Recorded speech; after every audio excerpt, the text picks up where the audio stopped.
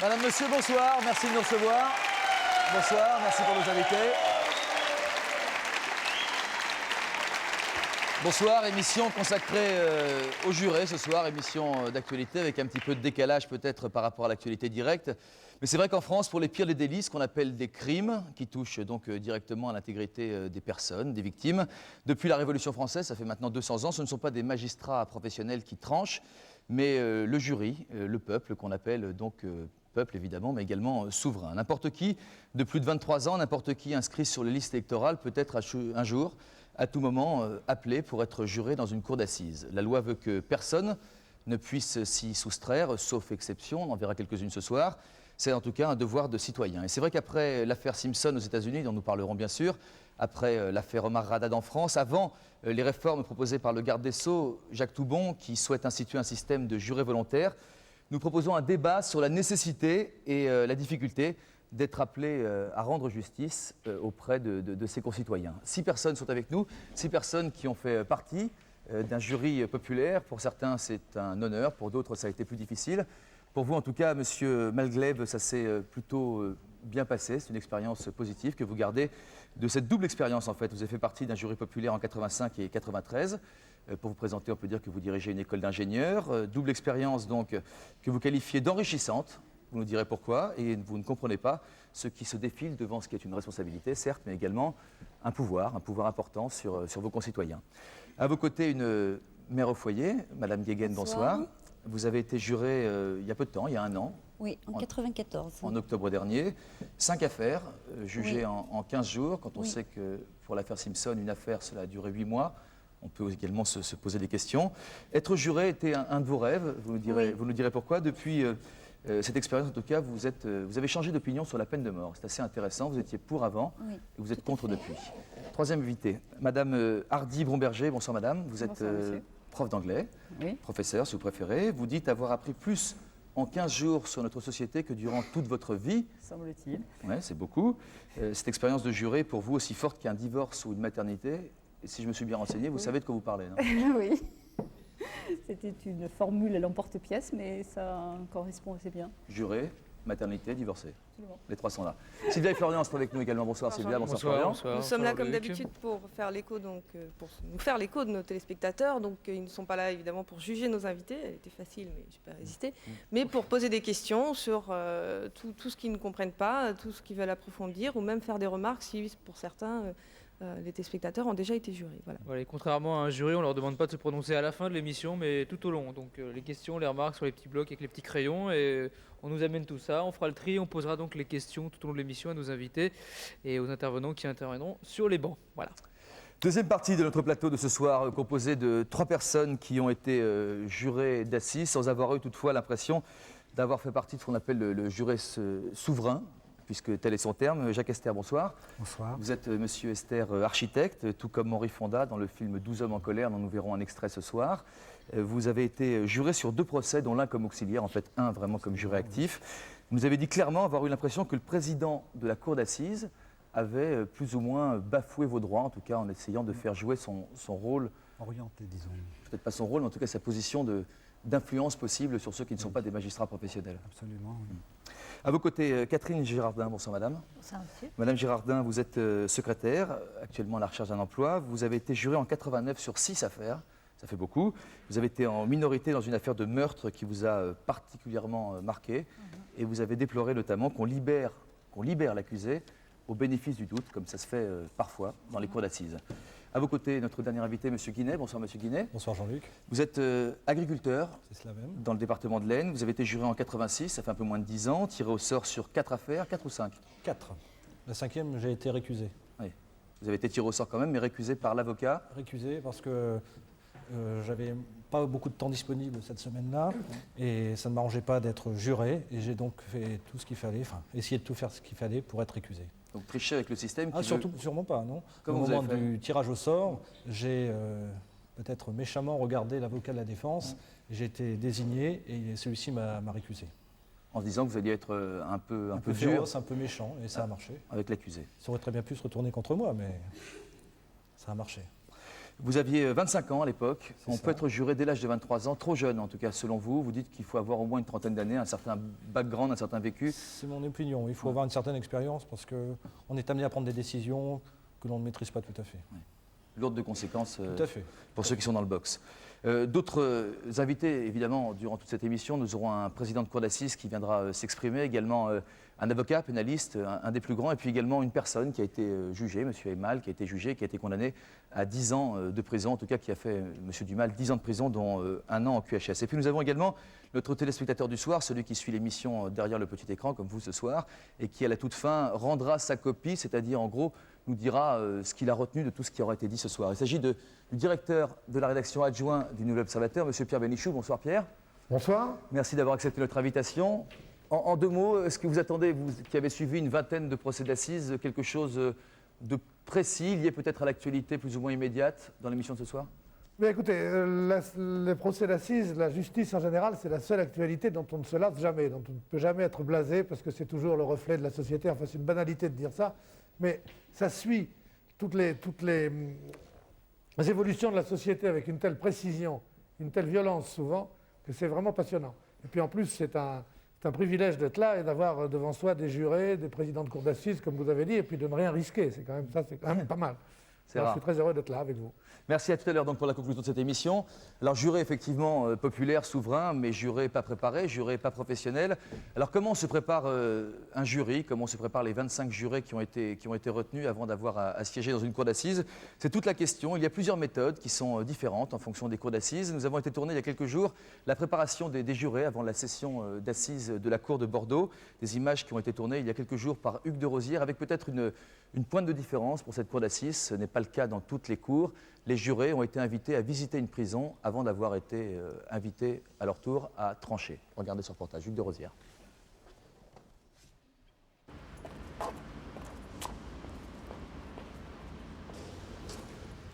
Votre convocation et une pièce d'identité, s'il vous plaît. Monsieur Mondet Michel. Ok. La première chose que je voulais vous dire, c'est vous souhaiter la bienvenue dans nos murs. Je sais d'expérience quel est votre état d'esprit, puisque pour la plupart, vous n'êtes pas volontaire. Vous êtes gêné, voire indisposé. Alors ce que je peux vous dire, c'est que nous ferons ici tout ce que nous pourrons pour vous faciliter la tâche et pour faire en sorte que cette activité qui vous est imposée se déroule dans les meilleures conditions. Pour juger un homme, il faut tenter de le connaître. En tant que juré, vous apporterez vos connaissances des femmes et des hommes dans leur variété et leur complexité, pour que la sanction tienne compte à la fois de la gravité du crime, des raisons qui ont pu amener l'accusé à le commettre, et des chances qu'il a de se réinsérer une fois sa peine accomplie. Bon, vous n'allez pas envoyer quelqu'un, en général, pour 10, 15 ans ou 20 ans en prison sans vous poser un certain nombre, vous, de questions. Donc, ça prend du temps. Lorsque vous parlez de déterminer le nombre d'années de prison, par exemple, quels sont les paramètres? Quels sont les paramètres pour juger? Et ici, vous avez des paramètres. Bon, par exemple, si c'est la réclusion criminelle à perpétuité, vous ne pouvez descendre que jusqu'à 2 ans. Et vous avez donc la tranche de 2 ans à perpétuité. Vous allez me dire, ça fait large. Et si c'est une peine de réclusion criminelle à temps, c'est-à-dire 30 ans maximum, à ce moment-là, on peut descendre non plus à 2 ans, mais à 1 an. Mesdames et messieurs les jurés, veuillez suivre la Cour dans la chambre de délibération. La décision de la Cour est souveraine. Elle est sans appel. Je pense que, en ce qui me concerne, je vais essayer d'être tolérant et de faire preuve de, comment dirais-je, de ne pas être trop dur dans mes décisions. Car c'est vraiment la vie, c'est l'existence d'un homme et de toute sa famille.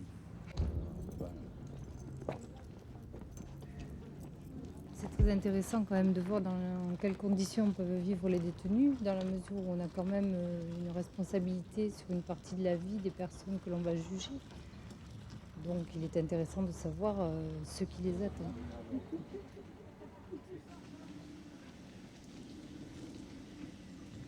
C'est une histoire à vivre, mais enfin c'est très stressant. Hein.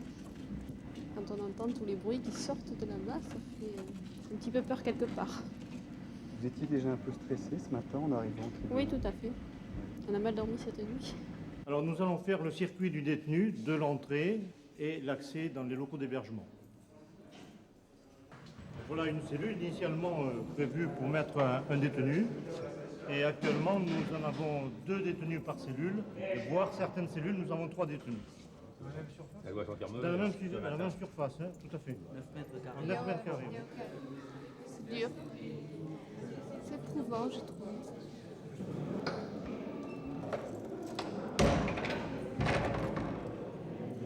Dans le contexte dans lequel on le visite, ça va encore. Disons que suivant les sentiments de liberté qu'on peut avoir, on a quand même du mal à imaginer ce que ça peut être. On voit, on pense, mais de là à se mettre dans leur peau, même ne serait-ce que pour un mois ou 2, non, je pense pas. Moi, je suis gênée de cette visite. J'étais gênée. C'est-à-dire? Il m'a semblé que je rentrais quelque part où je ne devais pas aller. Rentrer chez des gens. Ma plus grande crainte serait de me tromper. C'est-à-dire, effectivement, de dénoncer coupable quelqu'un qui serait innocent. Ça, c'est sûr, c'est la hantise. Alors, messieurs, dames, parmi vous tous qui ont donc été jurés de cour d'assises, qui a eu l'occasion, la proposition de visiter une prison? Vous, madame? Oui, c'est très dur. Oui. C'est très très dur parce que notre président a voulu justement nous sensibiliser sur le milieu carcéral. Ne pas juger quelqu'un sans savoir où l'envoyer. Parce que nous allons lui donner des années de prison. Donc il fallait absolument que nous sachions vraiment dans quel endroit il allait aller ensuite. C'est une privation de liberté totale. Il y a un taux de suicide important, surtout chez les jeunes. Mais c'est très très dur, c'est très pesant. Est-ce que c'est utile pour autant? Oui, ouais. Tout à fait. Qu'est-ce que ça vous a appris? Est-ce que ça a influé sur votre façon ensuite de trancher? Oui, complètement. Ouais. J'avais vraiment aucune idée du milieu carcéral. Donc, en plus, j'ai visité la prison de la Santé, c'est la plus ancienne de Paris, donc les locaux sont... Vétustes? Vétustes, oui. C'est très très dur. Vous imaginez pas que ça ressemblait à ça? Non, pas du tout. Non. Et qu'est-ce qui fait que vous avez changé d'opinion sur la peine de mort? Pardonnez-moi de vous poser la question peut-être si tôt dans le débat, mais vous avez visiblement changé d'opinion sur la prison également? Oui, oui, j'avais quelques préjugés. J'avais bien sûr la peine de mort. Et puis aussi, je trouvais que les peines étaient souvent trop faibles concernant les viols. Et puis, donc j'ai complètement changé, quoi. J'ai changé tout de suite, premier jour. Pourquoi? J'ai trouvé ça très dur.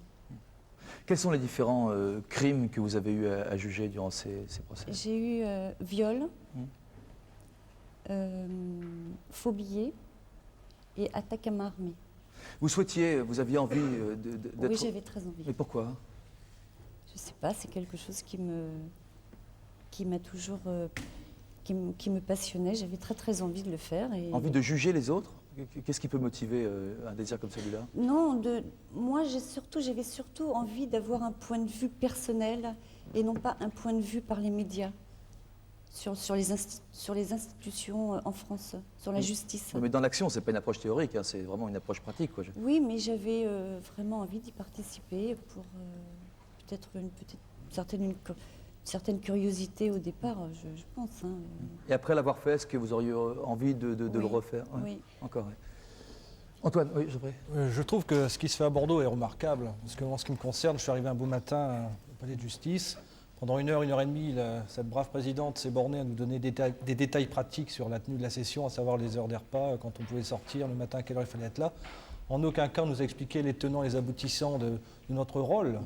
En aucun cas, on m'a expliqué vraiment ce qu'on attendait du juré. Et c'est fort dommage. Parce que comment vous avez appris que vous étiez convoqué, que vous alliez être... Un beau matin, les gendarmes sont arrivés chez moi en me disant, mon cher monsieur, dans 15 jours, vous devrez être au tribunal. Alors, à vous de prendre les dispositions nécessaires pour vous rendre disponible. Ce qui est dur pour un agriculteur. Surtout qu'on était en période de semis et de récolte. Donc malgré l'indemnité journalière qui est de 300 francs, c'est ça? Je ne sais plus. Enfin, je sais qu'à l'époque, c'était pas mal, quoi, mais il faut prendre ses dispositions et coûte que coûte, il faut y être. Ouais. Et vous, madame, comment vous avez été prévenue que vous alliez devenir... Les gendarmes sont venus également à la maison, mais je n'étais pas présente. si bien que c'est mon fils qui les a reçus. Et le gendarme lui a dit qu'il fallait que je me présente à la gendarmerie samedi matin à 8 h. Ça vous a surpris, Catherine? On se dit, est-ce qu'on n'a pas quelque chose qu'on a mal fait? Oui, d'abord. Et puis, quand on est un couple, enfin, en tout cas, je raisonne comme ça, je me dis, pourquoi moi? Ouais. Pourquoi pas lui? Donc, je n'ai pas bien compris pourquoi c'était moi. Et je me suis rendue donc à la gendarmerie. C'est là que j'ai appris donc, que j'avais été retenue pour être jurée à Bobigny. Vous n'en gardez pas un bon souvenir, mais est-ce que vous aviez un a priori positif? Est-ce que vous sentiez, je sais pas, une responsabilité positive par rapport au rôle qu'un citoyen peut jouer dans la société dans laquelle il est? Je pense qu'au départ, quand même, c'est un honneur. Puisqu'on est choisi sur des listes...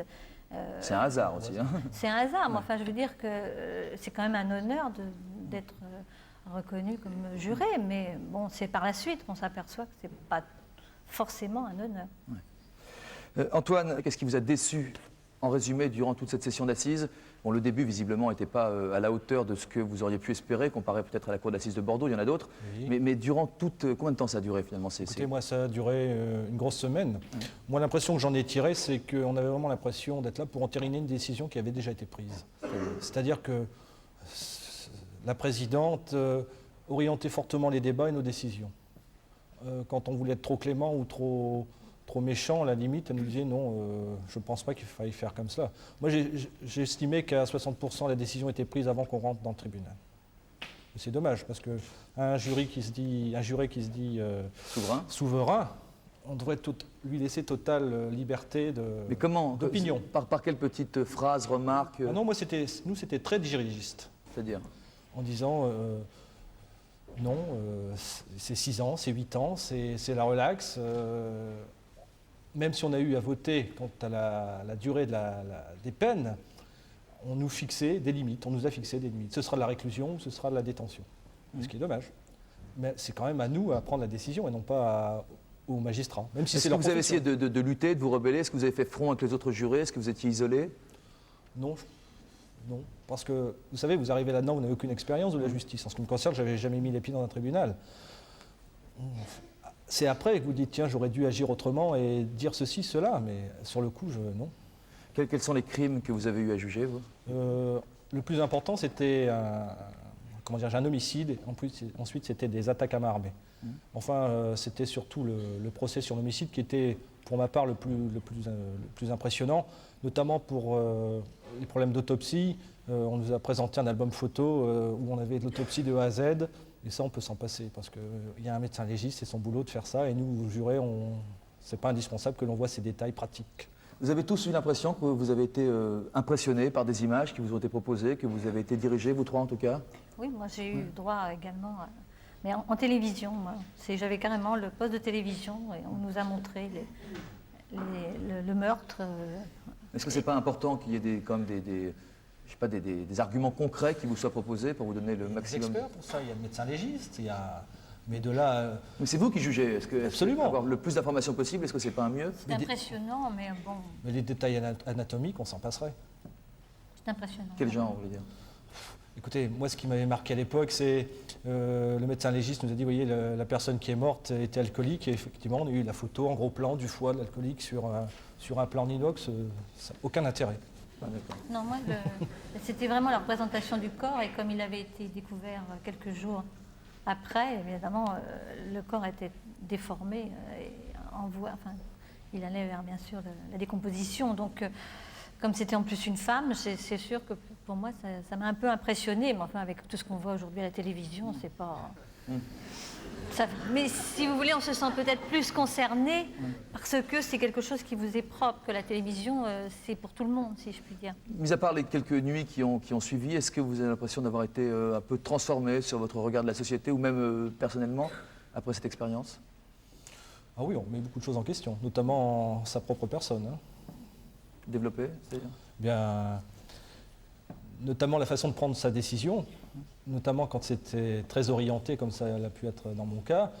Si on n'avait pas été orienté comme cela, peut-être aurais-je pris une autre décision, favorable ou défavorable, je ne sais pas. Ça vous a transformé ou pas, vous pensez? Je ne crois pas avoir été transformé, mais c'est un cas un peu particulier, puisque moi, j'ai assisté donc à un procès où il y a eu acquittement.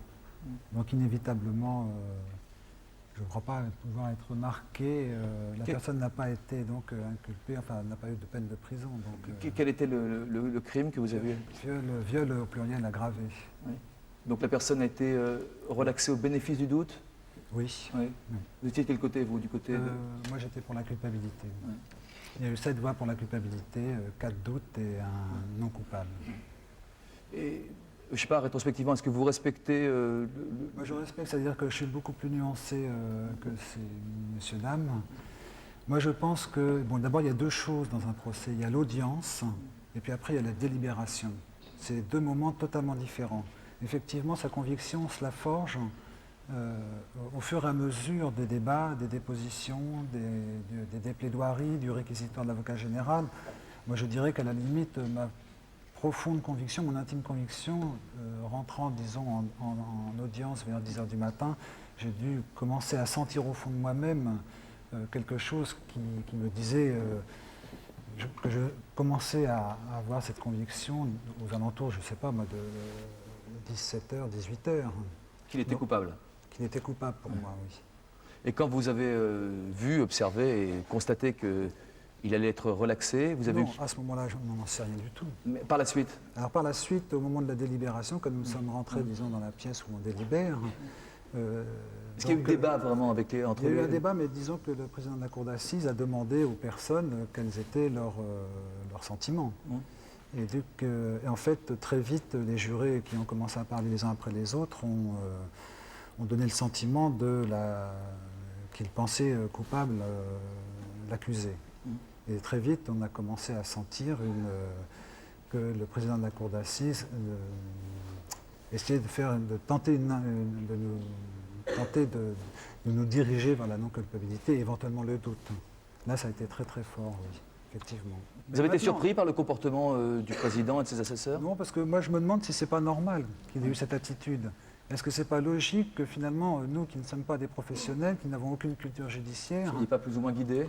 Oui, je pense que c'est assez logique, puisque si on a une forte conviction, par exemple, moi je n'ai pas changé d'opinion. Alors peut-être que des gens ont changé d'opinion parce que finalement ils ne trouvaient pas au fond d'eux-mêmes suffisamment d'éléments pour voter la culpabilité. Madame? Je suis très étonnée d'entendre tout ce que j'entends parce que moi, je n'ai pas du tout eu un président comme ça. J'ai eu un président qui était un monsieur tout à fait, un vrai professionnel, d'une intégrité morale et intellectuelle extraordinaire, qui n'a jamais essayé d'influencer qui que ce soit en quoi que ce soit. Quel a été son rôle pendant la délibération alors? Répondre uniquement aux questions qu'on lui posait. Et donner son avis à la fin? C'était pour éclairer des points qui nous paraissaient sombres par rapport à ce qu'on avait pris, ou si on avait pris les notes. Jamais il n'a... influencé véritablement? Absolument pas. La seule chose, c'est que il y a un éventail de peines, dont nous ne sommes pas du tout effectivement au courant. Et donc, selon les délits, il y a, crimes, il y a un éventail de peines. Donc, quels étaient les crimes que vous avez eu à juger, vous, madame? moi, j'ai eu de la fausse monnaie, un viol en compagnie. Un meurtre dans le milieu marseillais et un meurtre en famille. Dans quelle ambiance avez-vous baigné au moment des délibérations, je veux dire, hein? Cette affaire de viol était terrible parce que c'était une affaire qui remontait à 17 ans en arrière et il y avait dans la salle la personne qui avait été violée à l'âge de 18 ans alors qu'elle était vierge. Et c'était terrible parce qu'on avait la preuve matérielle 17 ans plus tard. Et je crois que ça, c'était vraiment très très dur à voir. Et comment se sont passés les dialogues entre les jurés? Est-ce qu'il y a beaucoup de pudeur sur des... C'est vrai que sur des cas qui sont aussi difficiles à juger, ou est-ce qu'il y a vraiment un dialogue pour essayer de trouver quelle est la peine qui s'adapte le mieux possible au crime qui a été commis? En fait, moi, je ne crois pas qu'il y ait de dialogue vraiment. L'impression que j'ai eue, moi, c'est que chacun se forge son intime conviction. Oui, parce que sinon, on fausse les choses. Je veux dire, le voisin a le droit de penser ce qu'il veut. Mais en discutant, on peut peut-être trouver d'autres points qu'on n'avait pas évoqués et qui peuvent influer. Est-ce que les conversations, vous tous, vous ont vous ont un peu influencé ou ont transformé un petit peu vos a priori, monsieur? Je pense avoir un peu influencé, oui. Je peux vous raconter, j'ai été amené à juger pratiquement avec le même jury, puisque vous savez que sur les membres, les jurés tirés au sort au dernier moment, et ça peut être différent, mais là, pratiquement avec les mêmes 2 histoires de viol. Et j'ai moi-même eu des positions différentes dans les 2 histoires de viol. La première était le viol d'une jeune femme américaine, très, très libre, qui venait de faire un tour d'Europe, c'était après la chute du communisme, qui venait faire un tour d'Europe pour enquêter, qui se retrouve en France.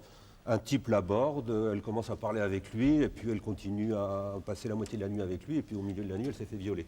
Et là, les membres du jury, on parlait des femmes qui étaient plutôt indulgentes,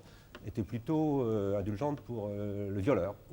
Les femmes. Les femmes, au motif que cette jeune femme avait été un peu légère et que peut-être elle l'avait bien cherché. J'ai donc été amené là à argumenter sur le droit de n'importe quelle femme à pouvoir discuter avec n'importe qui à n'importe quelle heure. Ça vous a pas surpris est-ce que vous pensiez, a priori, encore une fois, on parle d'a priori, de posteriori, que les femmes soient plus indulgentes non, que les hommes? Non, parce qu'attendez, le deuxième viol, après, justement, oui. le deuxième viol, là, le violeur était un type qui avait largué les amarres. Complètement. Il ne s'était pas contenté de violer et le viol avait été, disons, son acte le plus criminel. Et là, au contraire, il m'a semblé qu'il était nécessaire de juger un type en perdition. Et là, au contraire, les femmes devenaient beaucoup plus sévères. C'est pour ça que je reviens sur... Alors que vous souhaitez être plus indulgent. C'est ce que j'appelle le drame social. C'est-à-dire que les positions, elles ne sont pas seulement liées à une rencontre individuelle, elles le sont bien entendu. Et toute la gravité qui a été soulignée, le fait que, c'est vrai, on ne dort pas la nuit parce qu'on y pense beaucoup, ça, il n'est pas question de le remettre en cause, mais je crois qu'il y a aussi un aspect social dans le jugement qui est porté, et on peut se demander si c'est pour le meilleur ou pour le pire. D'ailleurs, encore une fois, puisque 9 personnes, est-ce que ça représente vraiment la société? Mais là, on entre dans un débat, je ne sais pas si vous comptez l'aborder, mais qui est grave, lui aussi. On va rester dans ces délibérations qui sont des moments sans caméra, inconnus de tous ceux qui n'ont pas été jurés. 9 personnes se retrouvent, des hommes, des femmes, un président est avec eux, les assesseurs également sont là, donc ça fait 12 personnes au total. À travers un extrait de film qui est sans doute le chef-d'œuvre de Sidney Lumet, j'en parle au début de l'émission, il s'agit de 12 hommes en colère, mais surtout un homme parmi ces 12, obstiné, interprété par Henri Fonda, qui se... Est-ce qu'il n'y a pas également cette envie, cette facilité de faire en sorte que ça aille le plus vite possible, surtout quand on a un boulot, c'est le cas de la majorité d'entre vous, de se dire on règle l'affaire, finalement ça ne nous touche pas directement, etc. Est-ce qu'on se sent vraiment responsable? Est-ce que vous avez le sentiment dans votre jury que les 9 personnes étaient vraiment... Totalement responsables, très attentives pendant l'audience. Non, je crois que là au contraire, il y avait une espèce d'acuité, on écoutait tout, on ne perdait pas un mot. Non, je crois que là, tout le monde a été très très sérieux. D'ailleurs, je dois même dire que les gens qui n'étaient pas tirés au sort, donc les jurés qui n'ont pas été tirés au sort, pour la majorité d'entre eux, assistaient au débat. Bon, évidemment, ils ne pouvaient pas délibérer, mais donc il y avait vraiment une espèce un devoir, mais une écoute. On dit parfois que dans ces délibérations, malgré la présence du président et donc de ses assesseurs, qu'il y a un ou deux membres du jury qui essayent de prendre le pouvoir, qui essayent d'influencer les autres, qui font valoir leur opinion. Est-ce que vous avez vécu une situation comme celle-ci? Non. Oui, moi j'ai l'impression un peu comme dans toute assemblée, c'est-à-dire il y a ceux qui parlent plus facilement, il y a ceux qui restent braqués sur une idée fixe et qui vont la répéter, et un peu comme dans ce qu'on vient de voir, il faut bien en tenir compte. Alors là, je dois dire que véritablement le rôle du président est fondamental. Moi je suis de ceux qui ont fait l'expérience de président très ouvert et permettant vraiment à ces citoyens qui débarquent dans les problèmes de justice d'y travailler, si je puis dire, de manière tout à fait correcte. Et là, sans le président, je ne pense pas qu'on arriverait aussi facilement, je ne sais pas du tout évidemment comment ça se passe dans les jurys américains, mais le rôle du président est fondamental. Alors je veux bien croire que certains puissent être tentés d'influencer, peut-être pour maintenir une certaine, non pas une jurisprudence, mais une sorte de régularité dans les jugements, un certain écrétage des jugements qui seraient ou parce trop... qu'on estime avoir une intime conviction tellement profonde qu'on a envie vraiment d'en parler avec les autres, sans vouloir les convaitre, mais en tout cas de confronter son opinion. C'est pas aussi simple. Non, c'est pas aussi simple. C'est très compliqué, pas si facile, en tout cas. C'est pas si facile que ça que d'avoir une intime conviction, mais d'être obligé quand même d'argumenter. On n'est pas obligé de justifier les raisons pour lesquelles on a telle ou telle position. Mais quand on est à plusieurs et qu'il va falloir prendre une décision, on est bien obligé d'argumenter. Et là, il se passe ce qui se passe dans tout groupe de... Est-ce qu'il y a des discussions qui aboutissent? Est-ce qu'il y a des personnes qui argumentent, vous par exemple, et qui ont eu l'impression d'avoir convaincu d'autres personnes? Oui, vraisemblablement. Il se passe aussi quand même quelque chose d'autre. C'est qu'en tout cas, moi, dans mon expérience, c'est qu'assez vite, on prend des repères, et on repère des gens qu'on ne connaissait évidemment pas du tout avant de démarrer la session, mais on repère des gens avec qui on a des affinités sur les problèmes même qui sont en question. Et là, il se crée des complicités de fait. Mais est-ce qu'on arrive à rester vraiment froid par rapport à toute la machine humaine qui est face à nous? Rien que le physique, par exemple, de celui qui est l'accusé, ou même de celui ou celle qui est la victime? Le problème, je crois, moi, c'est est-ce qu'on doit s'identifier ou à la victime ou à l'accusé? Moi, je pense que la difficulté, c'est peut-être finalement d'arriver à ça, c'est de ne pas s'identifier. Je crois que c'est ce qui pourrait éventuellement permettre une sérénité par rapport au jugement qu'on a prononcé. Donc, je pense qu'on a quand même beaucoup de choses à gérer. Le pour, le contre, et aussi à éviter l'erreur judiciaire. Je crois que ça, tout le monde doit être effleuré par ce sentiment. Et on doit quand même en tenir compte, et ça, c'est un problème quand même, à gérer. Vous pensez qu'il vaut mieux un coupable en liberté qu'un innocent en prison? Bonne question. Je ne sais pas, je n'ai pas la réponse. Quelqu'un veut répondre à cette question? C'était la règle qui privait, en tout cas. Ça, au bénéfice du doute, on acquitte. Ouais. Ah oui, ça c'est sûr. Absolument. Donc on a là 6 expériences extrêmement fortes vécues par vous tous, 3 personnes qui en gardent un bon souvenir, un souvenir enrichissant, 3 autres personnes qui ont l'impression que ça ne s'est pas passé exactement comme ils l'auraient souhaité. J'ai assisté à 2 procès, l'un sur lequel j'ai même eu la sensation pendant les audiences d'une enquête policière qui avait été malmenée, l'absence peut-être de témoins qui auraient pu apporter des éléments assez importants et qui n'ont pas été convoqués. Par exemple, une jeune fille qui était simplement lycéenne et qu'on n'a pas demandé de venir témoigner.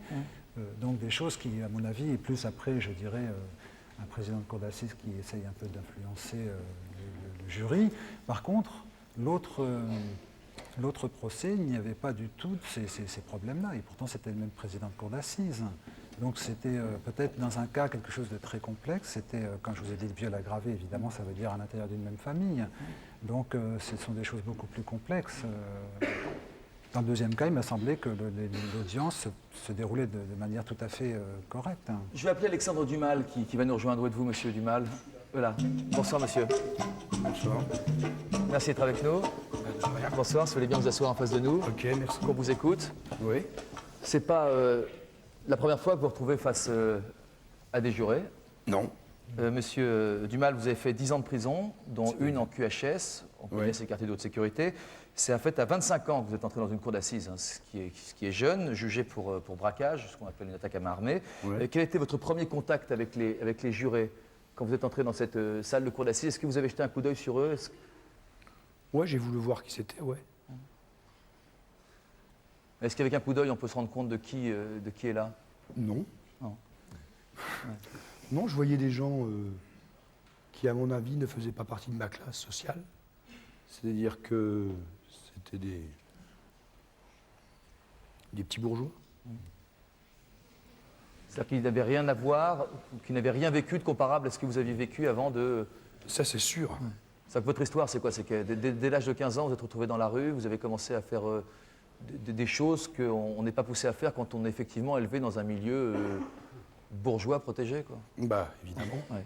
C'est pour ça qu'en prison, il y a les 3/4 des gens qui sont jugés, c'est des pauvres, quoi. En prison, il y a 50 000 mecs qui sont pauvres. C'est pas des riches qui sont en prison. Il y en a quelques-uns. Mais... Oh, très très peu. Ouais. Mais on en parle beaucoup. Oui. Ouais. Ils font la une des journaux, en tout cas. Mais la masse... Est-ce que vous êtes dit, en les voyant, en disant ces gens-là n'ont rien à voir avec ce que j'ai connu, donc ils ne pourront pas vraiment juger ce que j'ai été et pourquoi je l'ai fait, est-ce que vous êtes dit tout est perdu ou je vais quand même essayer de me battre, de convaincre? Oh, moi, je ne me battais pas contre les gens qui me jugeaient, je me bats contre le système. Mais les gens, je ne suis pas leur ennemi. Hein. Non, mais ils font partie du système. Bah oui, mais parce qu'ils ne le comprennent pas. Parce que... comment dire ça? Moi, c'est l'esprit de la société que j'attaque. C'est pas. Donc, eux, ils jugent au vu des faits, etc. Mais le terreau, ils le saisissent pas. Vous qui avez connu la prison une dizaine d'années, est-ce que vous pensez que c'est utile que les jurés soient abominable, emmenés en prison avant pour savoir ce que ça représente, avant d'avoir à D'ailleurs, je vais rendre dire un justice? truc aux jurés, parce qu'il y a un truc que je veux dire aux jurés. Parce que j'y ai pensé au début de ma détention. Ce qu'il ne faut pas oublier, c'est qu'on a vos noms. On a vos noms. Donc, j'y ai pensé, non mais vraiment, hein, j'y ai pensé. Je me suis dit, si j'arrive à m'arracher, je vais les choper un par un. Et ça finira par arriver. Il va y avoir un jour un vengeur qui va sortir et qui va supprimer tout le monde. Non mais c'est ça qu'il faut se penser. C'est là justement, ils y pensent même pas à ça. D'accord. Ça peut arriver. Non mais c'est un point important. Bah ouais. Mais c'est pas le point essentiel de la façon dont la justice est rendue à Colas. Non, mais, vous y pensez, vous? C'est la gravité. Oui, bien sûr. Non mais c'est très grave. Ouais. C'est très grave. Est-ce que ça voudrait dire qu'un plus méchant que les autres, qui fait les gros yeux, qui est plein de menaces, pour avoir une influence sur ceux qui le jugent? Non, je pense qu'ils ont... Comment ça?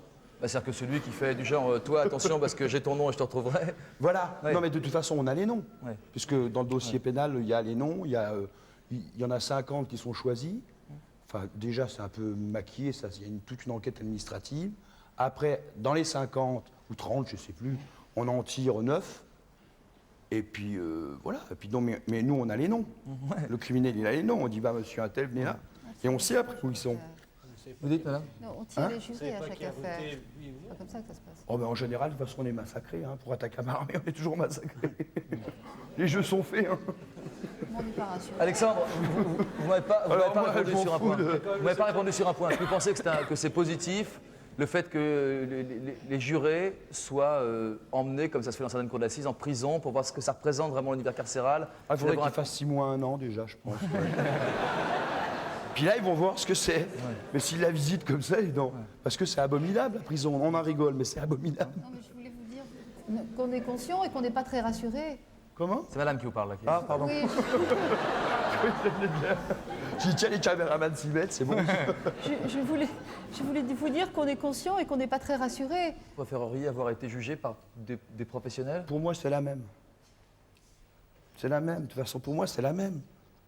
Quand on attaque une banque, c'est pareil, que ce soit des déguisés ou des normaux, c'est pareil. Alors si vous aviez été acquitté, vous auriez eu le même raisonnement? Si j'avais été acquitté, j'avais aucune chance d'être acquitté. Là, les jurés étaient... Ça arrive en cour d'assises, hein? Ouais, mais c'est rare. Hein. Et d'ailleurs, le problème de la cour d'assises que vous allez certainement soulever tout à l'heure après, c'est qu'il n'y a même pas d'appel en assises. Ouais, ouais. Il y a l'appel en correctionnel pour des faits moins graves, mais là, une fois qu'on est pris, on est pris. Là.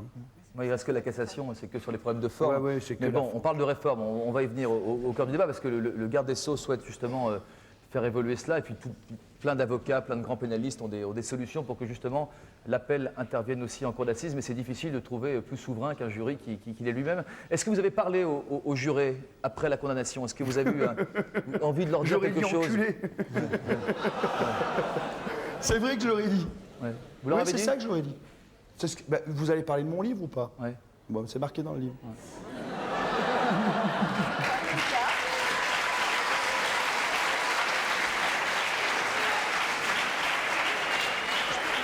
Un bouquin, c'est publié parce que c'était un cri de haine, quoi. Ouais. C'était un cri, une réponse à la... parce qu'il m'avait massacré. Pierre Bénichou, qui suit cette émission depuis le début, qui est notre spectateur et qui nous dira ce qu'il a à dire à la fin de l'émission, souhaite poser une question, Pierre. Oui, je voudrais dire d'abord, enfin comme ça en préambule, que je suis frappé par le sérieux de l'expérience des jurés qui ont parlé là, et qu'ils ont tous pris terriblement au sérieux leur rôle. Et ce qui est formidable, c'est à quel point ça a changé leur existence, ça a changé leur vision du monde.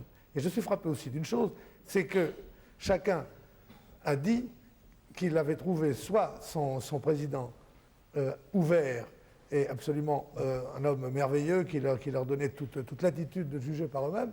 Et le seul reproche qui a été fait à un magistrat, ça a été fait par ce monsieur dont j'ai oublié le nom, qui est architecte, et qu'il dit que celui-là l'a entraîné vers trop de laxisme. Et ça me semble quand même une chose absolument inouïe. Alors je voudrais lui demander, puisqu'il dit que c'est dans une affaire de vol aggravé, et comment était-il, alors qu'il n'a pas l'air, mais vous savez qu'on se trompe toujours avec la physionomie des gens, c'est un monsieur que je n'aurais pas... Attention au délit de bonne ou sale gueule. Hein, que je n'aurais pas récusé comme juré, puisqu'il a toutes les apparences de quelqu'un de compréhensif.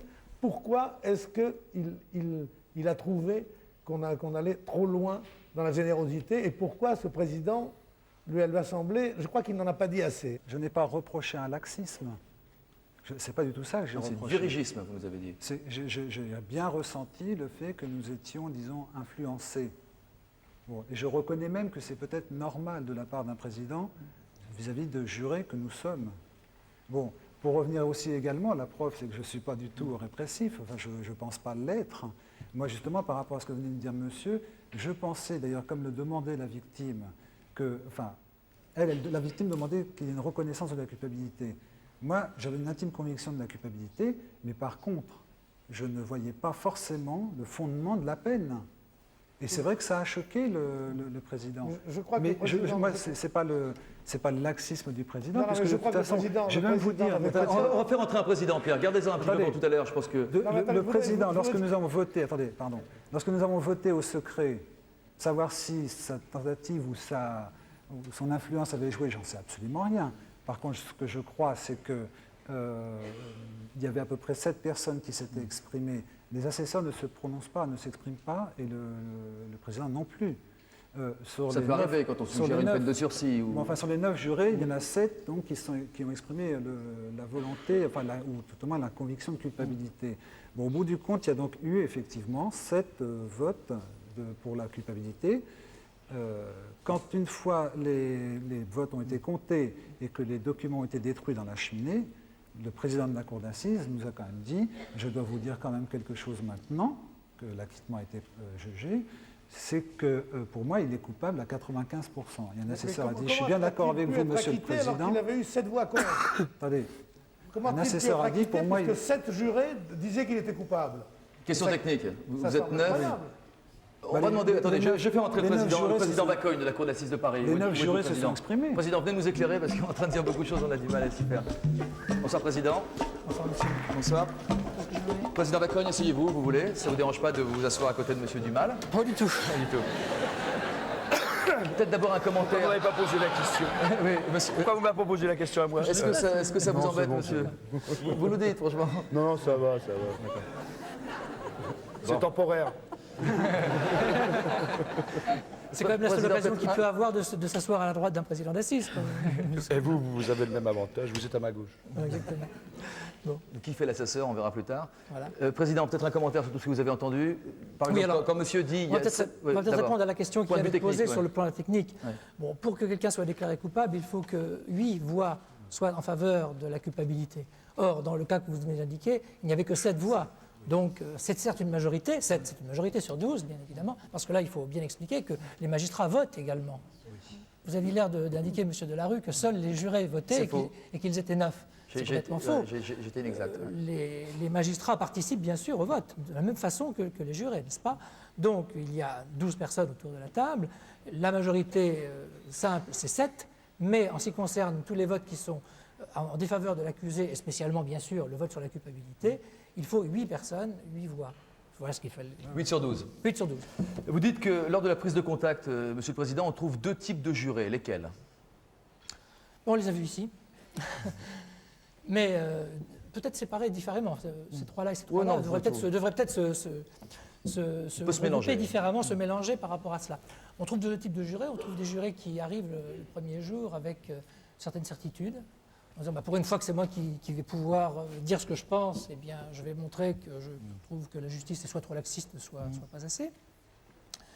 Et content donc de remplir cette tâche, mais avec une certaine assurance, et en se disant que les choses allaient, je schématise bien sûr, allaient peut-être changer. Et vous avez des jurés qui arrivent avec au contraire l'impression que c'est une horreur, pour reprendre votre expression, que c'est une horreur de juger. Et à la limite, je préfère cela d'emblée. Encore que je sais d'expérience que cette catégorie, ces 2 catégories qui existent, finalement vont se fondre au cours de la session d'assises. Il n'y aura plus que des honnêtes gens. Mais dans un premier temps, eh bien, il y a effectivement des gens qui arrivent là en se disant qu'ils vont vivre une expérience affreuse. Monsieur le Président, concernant l'influence que le Président aurait exercée, en tout cas c'est le sentiment qu'ont eu 3 de nos invités ce soir sur l'intime conviction, sur la décision finale qu'allaient prendre ces jurés, Qu'est-ce que vous en pensez, vous? Est-ce que ça existe? Comment vous faites, vous, par exemple? Comment je fais? Vous savez, au moment de la délibération, je parle. Hein, on parlait de la prise de contact, parlons maintenant du final. Oui, mais il est difficile de parler des délibérations sans parler quand même des débats et de l'audience. Parce que pour moi, ça forme un tout. Quelqu'un a dit, je ne sais plus qui tout à l'heure, il y a deux temps. Il y a le temps des débats, de l'audience, et puis il y a le temps du délibéré. Vous avez raison, pratiquement, dans la réalité de la vie du jury. Mais en fait, psychologiquement, je crois que vous m'accorderez que c'est un tout.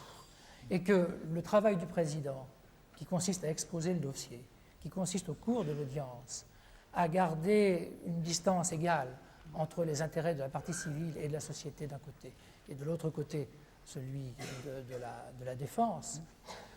Ce rôle du président, il commence au début de l'audience, et c'est déjà à ce moment-là, non pas que le délibéré commence, mais que la prise de conscience des jurés et des assesseurs et du président, qui, a priori, devrait arriver à l'audience sans avoir d'opinion complètement forgée. Bien sûr qu'il en a une, il a étudié le dossier, on ne peut pas lui demander de ne pas avoir d'opinion.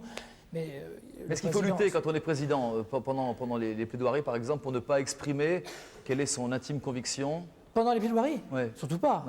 Est-ce que vous avez à lutter parfois pendant la durée du procès pour ne pas avoir à émettre vos convictions intimes et influencer donc les 9 jurés? Le rôle du président, c'est précisément de ne jamais les émettre. Et s'il les émettait, ce serait un cas de cassation. Vous n'avez pas les questions à poser parce que quand vous avez vécu, enfin, vous avez le sentiment d'avoir vécu cette influence, vous l'avez vécu de quelle manière? Peut-être qu'on peut dialoguer avec le président.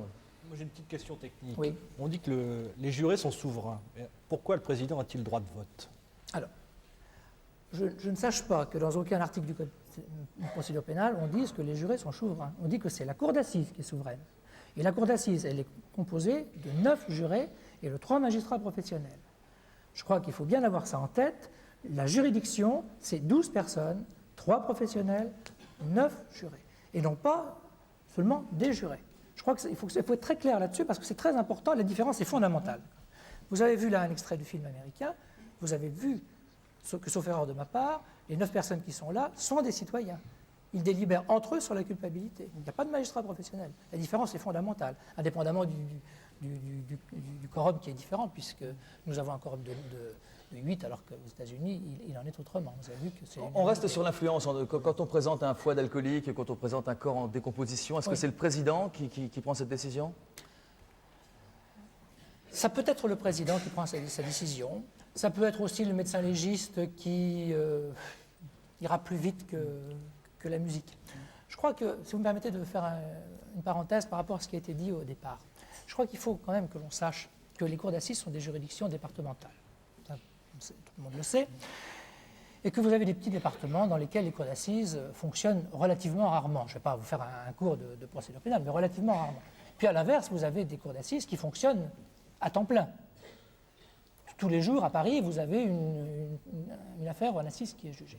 Inutile de vous dire que les magistrats qui siègent dans ces cours d'assises importantes, où on siège à temps plein, eh bien, ont une grande expérience des choses. À l'inverse, dans certains départements... Le Nord, par exemple, vous avez exercé? Le Nord, on y siège à plein temps, oui, absolument. Oui. Dans certains départements, que se passe-t-il? Le premier président, qui est donc le supérieur hiérarchique de celui qui va avoir à présider la cour d'assises, vous dit, mon cher collègue, dans 3 mois, vous allez prendre les assises de n'importe quel département, je n'ai pas d'idée préconçue. On peut très bien avoir affaire à quelqu'un qui ne les a jamais présidés, qui est complètement isolé dans sa juridiction. Autour de lui, il n'y a personne qui a présidé les assises. La seule personne qui l'est éventuellement auprès de lui pour avoir quelques renseignements, c'est le greffier ou la greffière. Ces magistrats-là sont bien souvent obnubilés par le pointillisme de la procédure de la cour d'assises, ont une peur bleue, mais presque physique, de la cassation, ce qui fait qu'ils sont un peu inhibés, si vous voulez, et qu'ils ne savent pas, je dirais, faire le minimum pour accueillir les jurés. Bon, président, en gros, vous dites qu'on ne rend pas la justice de la même manière dans toutes les cours d'assises de France. On n'a pas les mêmes moyens pour rendre la justice de la même manière dans les différents départements de France. Je crois qu'on a les mêmes moyens intellectuels. Mais pas la même expérience. Je crois qu'on n'a pas la même expérience. Je crois qu'on ne peut pas dire le contraire. D'accord. Bon, d'accord. Je vais peut-être donner la parole à Paul Lefebvre. Bonsoir Paul, qui est chroniqueur judiciaire européen, qui a suivi des dizaines de procès d'assises. Vous avez vu que les opinions des jurés sont partagées sur ce qu'ils ont vécu, sur l'influence du président. Je voudrais faire une observation d'abord, liminaire. C'est que j'observe les 6 jurés qui ont prêté serment de ne jamais rien révéler de leur délibération ad vitam aeternam. Et c'est un serment, Monsieur le Président, qui est prêté par chaque juré. Mais après avoir écouté, au début, j'étais contre le fait qu'ils donnent leurs impressions, parce que ça heurtait cette idée de parjure. Et en les écoutant, en voyant en effet le sérieux, les impressions très, très intéressantes, je pense qu'on devrait, dans la réforme, enlever ce serment. Parce que c'est vrai que ces gens-là apprennent à tous les autres Français qui, un jour ou l'autre, vont être jurés, ce qu'on ressent mieux que les magistrats ou même les journalistes. Est-ce qu'il faut aller plus vite, Paul, et faire entrer les caméras dans les cours d'assises alors? Non. Why? Ben, tout simplement, je me suis toujours battu contre ça. Lorsqu'on regarde un procès, sortons-nous un petit peu de la procédure américaine. C'est pas du tout la même chose. En France, dans les pays latins, nous avons une autre procédure, un autre droit. Un procès, ça n'est pas un spectacle, ce n'est pas une pièce de théâtre. C'est un homme ou une femme qui joue sa vie, ou des années de sa vie, son honneur, ou la perte complète de ses illusions, pendant de longues heures. La justice se rend tout doucement. D'ailleurs, les jurés qui sont là le savent. Si on leur avait fait juger tel homme ou telle femme en 1h15, c'est-à-dire les 90 minutes d'un prime time, et d'ailleurs chacun de nous a une tête de coupable s'il rentre dans un box d'accusé. Et si vous mettez une 30, ou moi si je prends les 26 secondes d'une déclaration ou d'un visage, ça n'est plus la justice, ça, c'est la fête, ça n'a rien à voir. Pour une chronique, par exemple, à la radio. 2 questions. Est-ce que vous avez eu, je sais pas, entendu parler de jurés qui auraient subi des représailles à la suite de verdicts qui auraient été prononcés? Même si je le savais, je ne le dirais pas. Est-ce que c'est déjà arrivé? Parce que je ne suis pas du tout d'accord. Ce que disait monsieur tout à l'heure, il se vante. L'avocat a connaissance de la liste des jurés, mais on ne donne jamais aux condamnés l'identité des jurés. On parle de vous, monsieur Dumal, là. Oui, je vois qu'il je vois qu'il tend le doigt vers moi. Non, je vous le dis. Oui, mais si vous vous trompez. Bon. Parce que je peux avoir tout de l'avocat si je le paye. J'aimerais bien avoir une conversation de 10 minutes avec votre avocat sur le plan de la déontologie, pas là. Bon, mais il doit être mort. Je vous signale que la loi Alors, impose Dieu et son âme. que l'on notifie aux accusés le nom des jurés, la liste des jurés.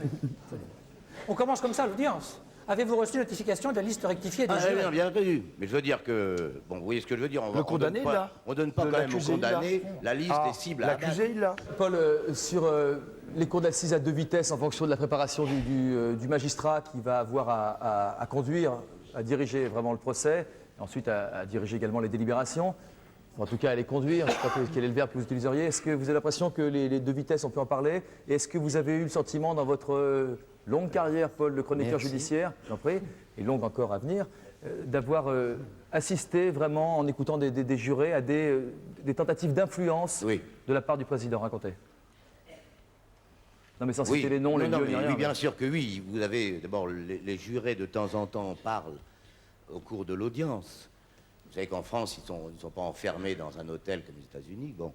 Donc on rencontre les jurés qui vous connaissent. C'est-à-dire c'est intéressant, durant l'audience, durant le procès, d'avoir des échanges comme ça. Bon. De toute façon, ce n'est pas nous qui jugeons, c'est eux qui, finalement... Il y a évidemment des présidents qui influencent leur jury, bien entendu que oui. Je pourrais vous en citer 3-4. De quelle manière? Comment font-ils pour savoir si nos invités... Le président a dit un peu les choses. Vous savez, des présidents qui arrivent et qui se trouvent face à un groupe d'hommes et de femmes qu'ils veulent en quelque sorte maîtriser. Et généralement des magistrats qui veulent non pas être des vengeurs ou au contraire des laxistes, mais des gens qui pensent, et la notion n'est pas si sotte, qu'ils ont une connaissance de l'égalité des peines, de la moyenne des peines. Un viol aggravé, ça vaut tant, un braquage, ça vaut tant. Ça, c'est indéniable. Parce que c'est différent d'une cour d'assises à une autre en France. Hein, bon, en France et ailleurs, d'ailleurs. Donc, vous avez souvent des magistrats qui essayent de rester dans la moyenne. Bon. Vous avez aussi des magistrats qui pensent que le dossier est bouclé, que le type est coupable, ou la femme, et on ne va pas perdre de temps. Et si par hasard, ils ont un juré qui est un peu plus curieux que les autres, ça ne va pas. Vous êtes déjà engueulé avec un juré pendant une délibération? Non. Jamais eu de discussion un peu houleuse? J'en ai pas le souvenir. Non. Quelques questions du public ce soir. Oui, il y en a beaucoup, en fait, sur plein de points. En fait, c'est assez fascinant. C'est vrai que tant qu'on n'a pas été juré, on se pose plein de questions, et les questions s'adressent à nos jurés. Mais quand on a été juré, j'ai l'impression qu'on s'en pose encore. Oui.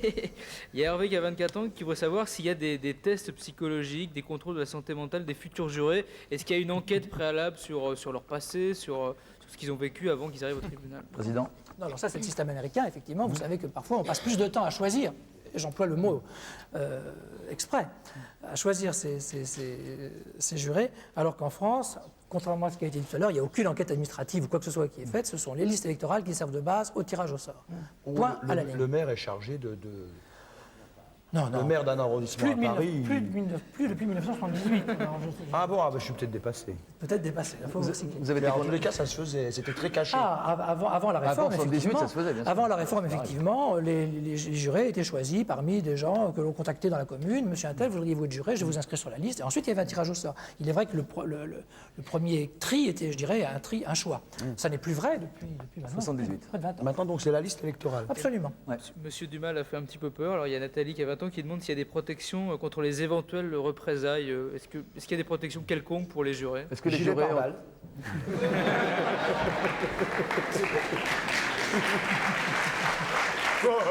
C'est pour ça, contrairement à ce que disait Paul Lefebvre tout à l'heure, où il pense que pour la nouvelle réforme, il faudra abroger le secret des délibérations, j'estime que pour éviter toute représaille, il faut conserver ce secret.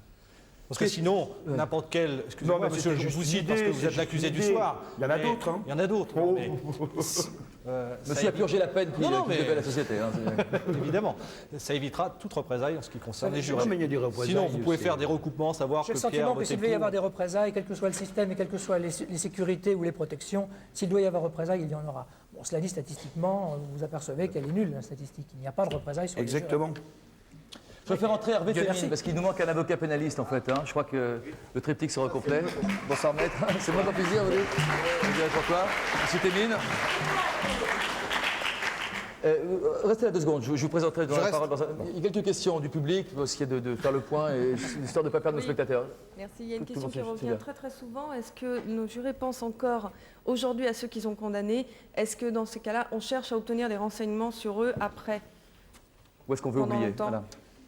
Moi, je me suis posé la question, oui, quelqu'un qu'on avait acquitté, et c'était dans le milieu. Je pense qu'eux savaient la vérité si nous ne la savions pas. Et je me suis demandé si cette personne était toujours en vie, effectivement. Concernant une personne qui avait été acquittée, et ceux qui ont été condamnés? Non, mais la personne qui avait été acquittée, et qui était une personne du milieu. Oui, j'ai bien compris. Je me suis demandé, je me demande encore s'il est toujours en vie. D'accord, mais concernant ceux que vous avez condamnés, est-ce que vous vous intéressez à leur sort? Est-ce que vous pensez à eux en prison? Est-ce que ça a été la bonne peine? Est-ce que ça vous poursuit? Parce que clairement, on a dit on dort mal pendant les quelques jours ou semaines du procès, mais est-ce qu'après on oublie tout une fois que c'est terminé? Non, on n'oublie pas. Non.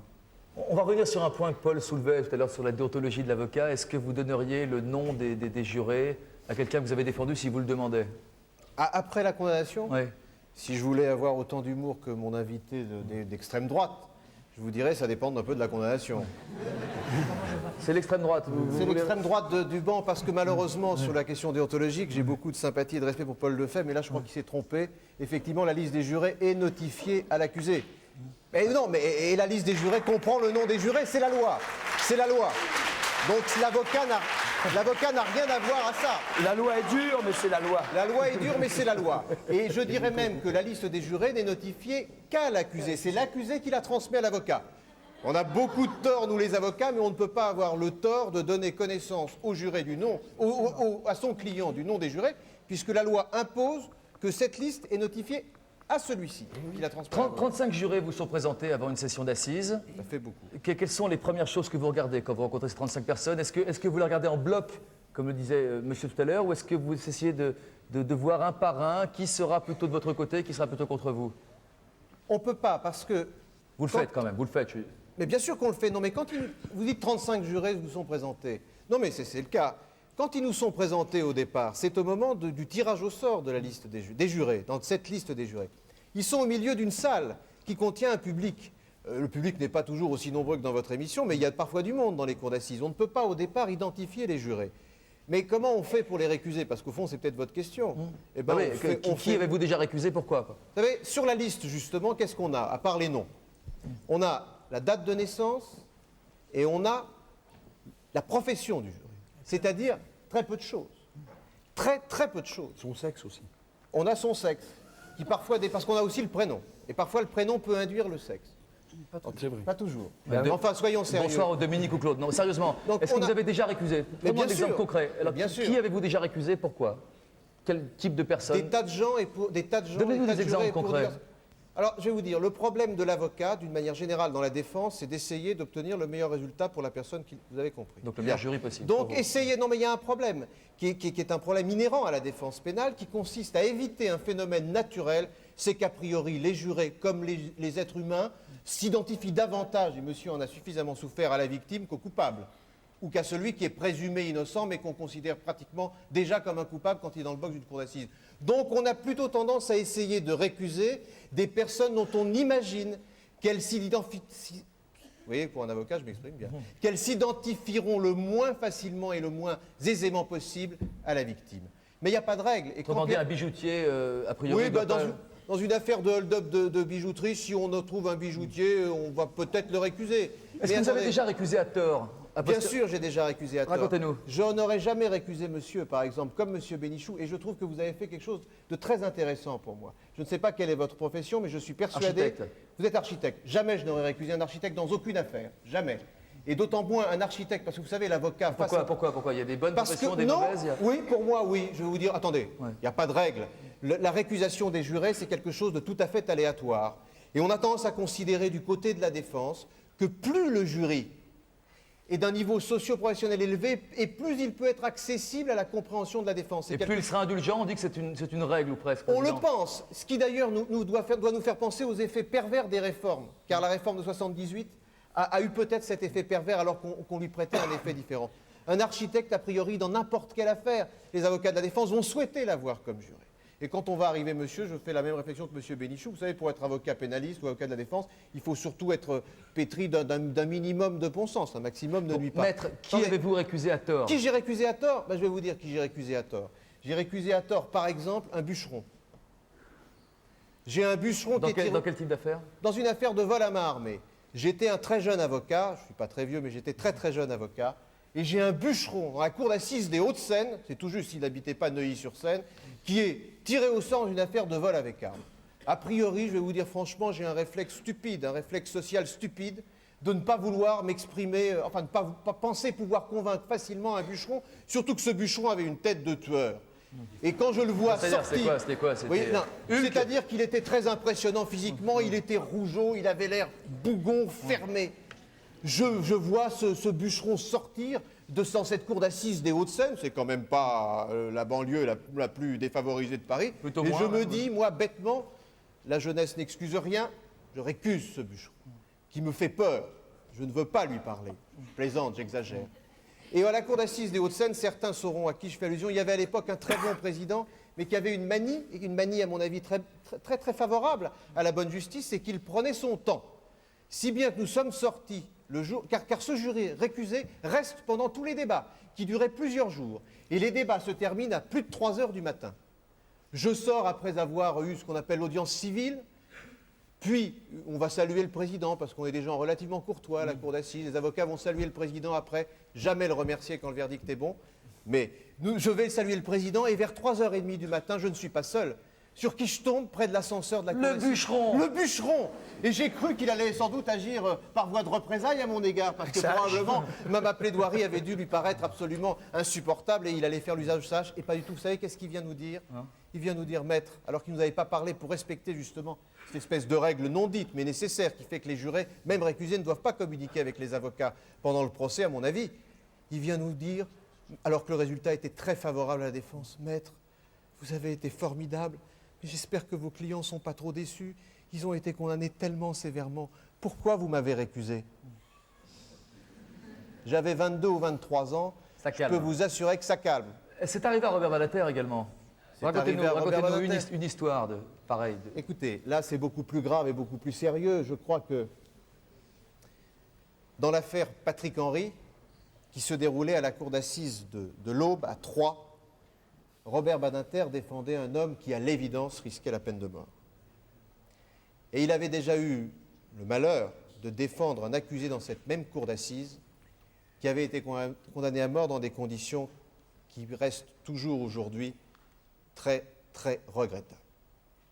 Je crois que rarement, d'après ce que j'ai su, rarement des avocats ont essayé de recueillir autant de renseignements, d'une manière on ne peut plus légale et régulière, sur les jurés qui figuraient sur la liste.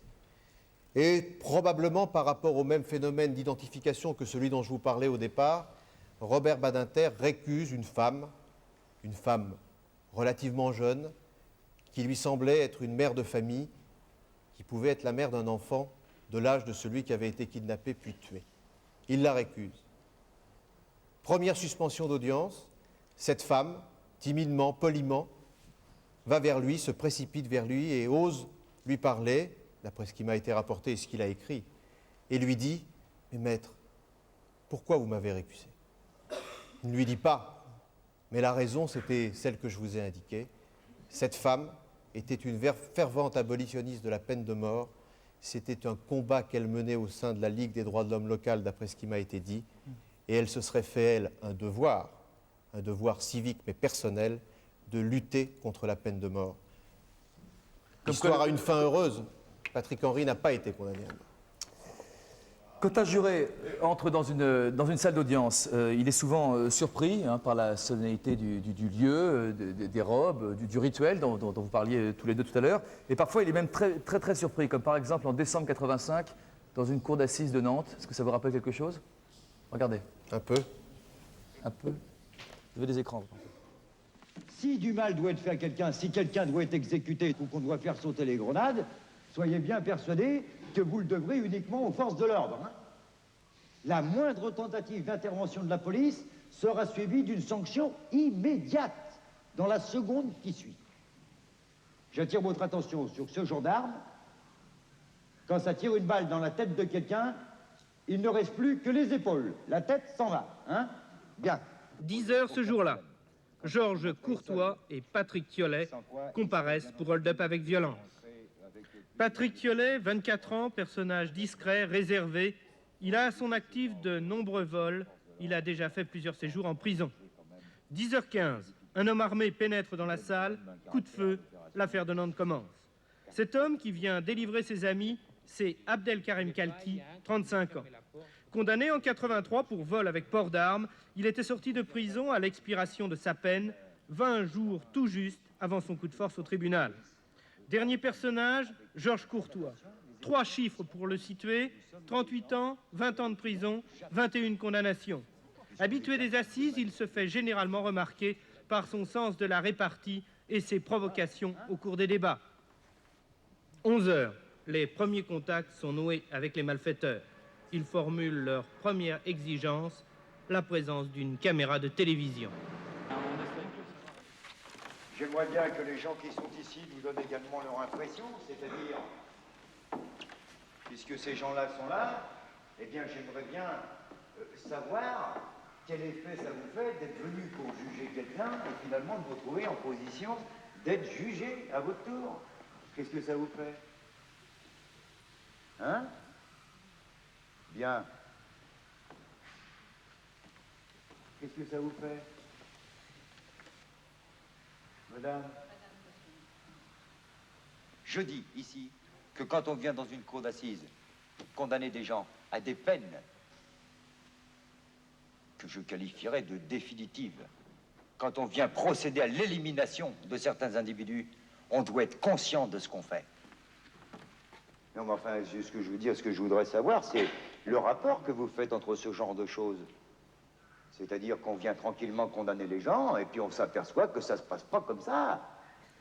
Hein? Président, est-ce que vous comprenez, vous, cette réaction? Avoir envie de montrer ce qui se passe. Est-ce que c'est simplement de la mise en spectacle personnelle? Non, je ne pense pas, mais je pense que ça s'inscrivait forcément dans son jeu, dans son rôle. Sans médiatisation, il y avait moins d'intérêt. Il fallait que ce soit su pour que ça ait un impact au-delà de la simple cour d'assises. C'est courageux, selon vous? Ah oui, c'est courageux. Ouais. Est-ce que c'est courageux aussi Aucun intérêt. Non. Aucun intérêt. Maître? Je dirais que c'est téméraire. Autant la foutu le trac au juré. Parce que d'après ce que vous avez rappelé, il n'a pas été condamné à une peine... 20 ans. Oui, ça paraît pas être une peine tellement légère. Ouais, non. Autre question qui peut se poser après un document comme celui-ci, c'est est-ce que comment on appelle ça, un accusé a priori, hein, qui va être sans doute condamné, il savait qu'il allait être condamné, et qui sait qu'il n'a aucune possibilité d'appel, hein, puisque tel est le cas en cour d'assises, est-ce que c'est pas ça qui pousse aussi à, je sais pas, à partir à bout de nerfs en se disant j'ai aucune chance, quoi, j'ai plus aucune chance, et donc je prends tous les moyens qui sont à ma disposition, y compris les moyens illégaux, pour me faire entendre? Il y a deux solutions. Il y a une autre solution qui est ce que vient d'appliquer le groupe d'action directe, qui est, et je pense, moi je suis partisan de cette solution-là, à l'inverse de Courtois, qui est de néantiser totalement la justice. C'est-à-dire ne se présenter nulle part. Parce que moi je me suis fait avoir une fois, je ne me ferai pas avoir deux fois. C'est-à-dire que comme vous êtes une marionnette, c'est-à-dire on vous amène, on vous pose, tac, tic, tac, tac. Mais si vous néantisez totalement le truc, ils vont être dans la merde. Parce qu'il n'y aura plus d'accusés. Ils seront entre eux. Néantiser, ça veut dire abonné absent. On ne vient pas, on ne va pas. Abonné absent. Ça, c'est une autre tactique. Président. Je ne sache pas que ce soit la dernière tactique d'action directe qui a pu parler pendant la dernière session de la Cour d'assises de Paris au mois de juin, qui a pu parler pendant une semaine. Mais une fois, ils ne se sont pas présentés. Qui a pu dire on des peut choses soit s'en servir de jamais Action Directe n'avait dites. Monsieur. Oui, non, je trouve que vous nous montrez des accusés, y compris ce monsieur, mais lui, ça y est, c'est loin derrière lui. Exactement. Mais celui que vous venez de nous montrer à nouveau, qui ont, je dirais, une certaine parenté avec l'anarchie, avec... moi, je n'ai pas l'expérience d'un président ou d'un avocat des cours d'assises, j'ai été juré 2 fois. Les accusés que j'ai vus dans le box, ils étaient loin, mais loin de ça. Loin d'avoir une conscience politique. Monsieur nous a dit... Non, pas seulement une conscience politique. Monsieur nous a dit tout à l'heure, les prisons sont pleines de misère. Oh bah, moi, j'ai vu la misère humaine. J'ai pas vu ni l'anarchie, ni la conscience politique. Vous avez vu quoi, une misère humaine que vous aviez envie de renvoyer dans une misère de prison? Non, pas du tout. Je veux dire, c'est la réalité. Il ne s'agit pas non plus d'être, je dirais, de considérer que cette misère humaine a tous les droits au motif que c'est la misère humaine. Mais je veux dire, ce pas des gens qui sont triomphants. Mais vous Vous en rajoutez à la misère. Non, quand vous envoyez des gens pendant 10 ans dans une boîte comme ça, ce ne sont pas des gens triomphants. Je suis désolé. Je ne sais pas ce qu'on pense le président. Il a plus l'habitude que moi. Il n'y a pas de triomphe là-dedans. On parle pas de la même chose. Il ne faut pas se tromper de débat. Aujourd'hui, on parle du problème, si tant est que c'en soit un, des jurés, de la façon dont ils vivent. Comment ils le vivent avant, pendant, après. Oui. Le procès. Il ne s'agit pas de savoir si la prison est une bonne sanction ou une mauvaise sanction. C'est un autre problème. Qu'est-ce que ça provoque en plus dans un procès d'assises, le fait qu'il n'y ait pas de possibilité d'appel à part la cassation et les problèmes de forme, et qu'un procès ne puisse pas être rejugé sur le fond? Est-ce que ça change quelque chose? Oui, à l'heure actuelle, ça change quelque chose, c'est-à-dire que, en bonne logique, en tous les cas, ça devrait mettre une pression supplémentaire sur les jurés et sur les magistrats qui composent la cour d'assises, car il est tout à fait anormal qu'on ne puisse pas faire appel, à mon avis, des décisions qui sont prononcées par les cours d'assises.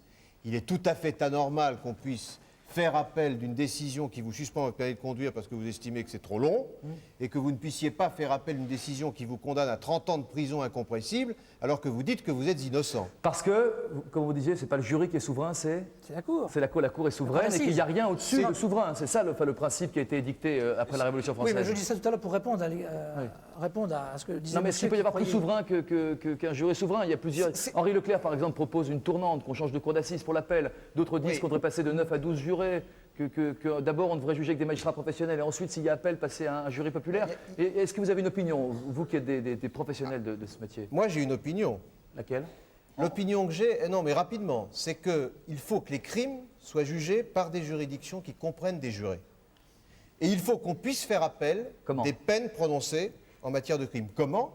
J'estime qu'en premier ressort, les affaires criminelles devraient être jugées par ce qu'on pourrait appeler un tribunal d'assises, composé d'un président, 2 assesseurs, 4 ou 6 jurés, et qu'en appel, eh bien, devrait fonctionner la cour d'assises actuelle, c'est-à-dire composée d'un président, 2 assesseurs et 9 jurés. Président, votre opinion là-dessus? Alors d'abord, je veux dire que le projet de loi qui va être bientôt déposé n'est pas loin de votre opinion. Relativement loin tout de même. Relativement loin, mais malgré tout dans le même esprit. À savoir que la cour d'assises telle qu'elle existe maintenant pourrait être une juridiction qui serait gardée en tant que juridiction d'appel, et que le tribunal ou la cour d'assises, tribunal criminel, comme il serait appelé éventuellement, serait composé de magistrats professionnels, bien évidemment, et dans le projet de loi, peut-être de... Vous êtes pour ou contre? Quelle est votre opinion, si vous pouvez l'exprimer? Moi, je suis d'abord pour le deuxième degré de juridiction, ça c'est Vous êtes évident. pour possibilité d'appel, quoi. En tout cas. Absolument. Quitte à savoir, reste à savoir comment exactement, et moi je suis favorable à la présence de jurés tels qu'ils sont désignés maintenant, c'est-à-dire tirés au sort. Une dernière question. On avait prévu de parler des États-Unis longuement, mais là, ça va nous emmener, à mon avis, pratiquement dans un autre débat. On a effectivement des documents sur O.J. Simpson, etc. Mais je pense que ce n'est pas utile de les voir ce soir parce qu'on a parlé de ce qui se passe chez nous et peut-être que c'est aussi bien. C'est déjà tellement complexe que si on peut rester sur un terrain précis, c'est aussi bien. Juste un point sur le fait qu'aux États-Unis, ils sont 12. Bon, 12 ou 9, ce n'est pas la question. Mais surtout qu'il n'y ait pas le président et les assesseurs, que les jurés délibèrent entre eux. Est-ce que ça, Président, si on vous retirait la possibilité d'assister aux délibérations, est-ce que vous auriez l'impression qu'on vous vole quelque chose, deux, que la justice serait volée? Alors d'abord, ça a été le cas en France. J'avoue que j'ai oublié la date de la réforme, mais je crois qu'elle est d'avant-guerre. Bien avant-guerre. Vichy, peut-être. Oui. Votre opinion, Président? Mais c'était le cas avant. En France, avant, les jurés délibéraient sur la culpabilité en dehors de la présence des magistrats. Parlons en résultat final. Est-ce que ça donnait des peines qui étaient plutôt plus lourdes ou moins lourdes que s'il y avait... Ça avait un effet pervers et c'est la raison pour laquelle on a considéré qu'il fallait que les magistrats professionnels participent au délibéré. Parce qu'à l'époque, les jurés avaient peur que leur décision de culpabilité puisse entraîne par la suite une décision au niveau de la peine qu'ils ne maîtriseraient pas. Et on a oui, parce qu'ils se décidaient sur la culpabilité et ensuite c'était les magistrats qui décidaient de la peine. Et comme ils n'étaient pas informés obligatoirement de ce qui se passait au niveau des possibilités pénales, ils avaient parfois peur que cette décision de culpabilité entraîne une sévérité excessive. Et on a pu assister, d'après ce que je sais, je n'étais pas né à l'époque, on a pu assister à des décisions d'acquittement qui n'avaient que pour seul but d'éviter une trop grande sévérité. D'accord. C'est une des raisons que l'on a... Qu'en pensent nos invités est-ce que vous seriez mieux senti s'il n'y avait pas eu de magistrat avec vous au moment des délibérations? Moi, je pense que la place du magistrat est fondamentale. Oui, oui, tout à fait. Oui, pourquoi? Parce que c'est quand même lui qui nous indique un petit peu tout ce qui peut découdre de notre décision, alors qu'on n'est pas au courant. Manque de connaissances et préparation. Bien sûr. Moi, je crois qu'il faut absolument un président et deux assesseurs pour délibérer. Ce que je crois, c'est qu'il faut qu'ils s'expriment. Moi, je sais que dans mon cas, par exemple, ils n'ont pas donné leur conviction. J'aurais souhaité... C'est le rôle du président de faire en sorte qu'il y ait débat, que les jurés s'expriment entre eux. Est-ce que les assesseurs peuvent donner leur opinion? Rien ne l'interdit. Moi, j'aurais souhaité que... Rien n'interdit. Rien n'interdit. Même avant que chaque juré ait donné son opinion, contrairement au président. Ça appartient à la responsabilité du président. À titre personnel, moi je sais que j'autorise mes assesseurs à parler une fois que chacun des jurés s'est exprimé. Cela dit, si je puis ajouter quelque chose, 9 jurés, quand on sait qu'on est choisi sur les listes électorales, je ne crois pas que personne ici ait l'impression de représenter la population française par 9 jurés. Moi, 12, 15, 27, 3, 6, c'est difficile de toute façon, on est 58 millions. Le nombre, effectivement, c'est assez difficile. Moi, ce que je pense, par exemple, notamment dans le juré, enfin dans la délibération à laquelle j'ai assisté, il y avait effectivement, j'aurais presque envie de dire qu'à une voix près, la personne pouvait prendre pour 10 ans ou être effectivement acquittée. Ouais. Donc c'est là où je me dis, moi, qu'une personne près, c'est quand même très très dangereux, enfin très sensible. Aléatoire, c'est vrai. Et je dis que, par exemple, mais je ne sais pas quel est le bon nombre, mais j'ai l'impression qu'un plus grand nombre de jurés populaires serait, à mon avis, souhaitable. Autre question pour vous trois, si vous voulez bien, pour presque conclure cette émission. Dans la réforme proposée par le garde des Sceaux, on propose en fait que les jurés soient volontaires, c'est-à-dire qu'ils prennent les devants et qu'ils fassent savoir à leur mairie, me semble-t-il, qu'ils sont prêts, disposés à devenir jurés. C'est-à-dire qu'il n'y a plus de tirage au sort, comme ça se fait aujourd'hui, sur les listes électorales auprès des personnes qui ont au minimum 23 ans. Est-ce que vous pensez que c'est une formule qui serait meilleure que celle qu'on connaît aujourd'hui? C'est difficile parce que c'est un peu technique, mais a priori, comme ça, je ne pense pas. Parce que je peux Non, parce que je suis assez d'accord sur le côté un peu surprenant de 9 personnes qui représentent finalement la société. Ça m'a moi aussi beaucoup effaré. Mon expérience m'a montré à ma grande surprise qu'il y avait une gravité partagée entre ces 9 personnes. Je ne doute pas qu'à certains moments, ça doit se passer de manière beaucoup plus difficile. Mais à mon avis, si c'était des volontaires, on va avoir des sortes pas de professionnels, mais de... Est-ce que le risque, c'est pas que des gens qui n'ont pas fait les études que vous avez faites, qui n'ont pas les connaissances que vous avez, forcément, c'est pas leur métier, se prennent à leur tour pour des magistrats? Il y a ce risque-là, évidemment. Et puis, il y a le risque, comme le disait monsieur, qu'on ait une espèce d'échevinage, puisque c'est le terme, on appellera ça des échevins, qui soient une sorte de sous-magistrats, de sous-jurés, qui soient des jurés, attendez, qui deviendraient des jurés quasiment professionnels, puisque, alors on va les trouver où, ça va être qui, ils vont être volontaires, ensuite désignés par qui. Non, je pense que c'est une façon de déposséder les jurés de leur pouvoir de juger, qui est une des rares expressions de démocratie directe, qui est un faux semblant. Simplement parce que le fait de faire juger en première instance les crimes par des tribunaux d'assises, par exemple, où il y aurait des jurés, c'est un tout petit peu plus lourd que désigner des échevins. Et à mon avis, ça n'est pas pour des considérations de cette nature qu'on engage des réformes aussi importantes. Président, moi, je crois qu'on peut dire qu'une des grosses garanties que présente la Cour d'assises et qu'elle existe actuellement, c'est le fait qu'il ne peut pas y avoir de routine. Vous ne pouvez pas avoir de routine dans une juridiction comme celle-là, alors que vous avez affaire à des magistrats qui ne sont pas professionnels, qui changent quasiment tous les jours. Et tous les jours, le président et ceux qui participent à la Cour d'assises doivent remettre tout à plat sur la table au moment de l'audience. S'il y a un échevinage, vous aurez un risque, comme vous le disiez, de professionnalisation. Une routine peut s'installer.